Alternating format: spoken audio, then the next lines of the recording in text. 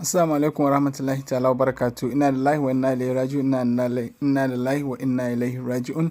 Kamar yadda muka sani, Allah Ubangiji subhanahu wata'ala ya karɓi ran babanmu wato marigayi Kafi Gwamna a cikin kwana 90 kenan.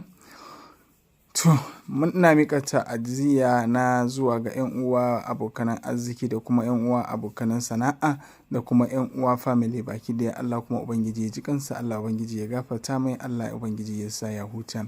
Muna kyautata zato, muna mai kyakkyawan zato saboda mutum ne na gari, mutum ne mai ba mu shawara, yana ba wa mutane shawara, yana addu'a, yana son ci gaban kowa. Duk wanda ya raɓe shi sai ka samu wani abin alhairi wanda za ka tsira da shi daga gare shi. Zai baka baka shawara ko ya nuna maka hanya ko kuma wani abu makamancin haka. Allah Ubangiji ya ji kansa, Allah Ubangiji ya gafarta mai, Allah ya sa ya huta. Bari mu duba wa'ansu bidiyon sa kaɗan daga cikin abubuwan da ya yi.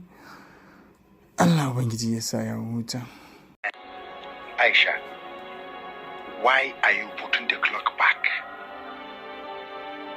No amount of pressure can make me pay you 1 million naira.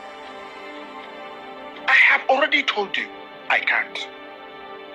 It seems you don't know how much I value money. Money! I value money. So, I'm advising to withdraw this crazy demand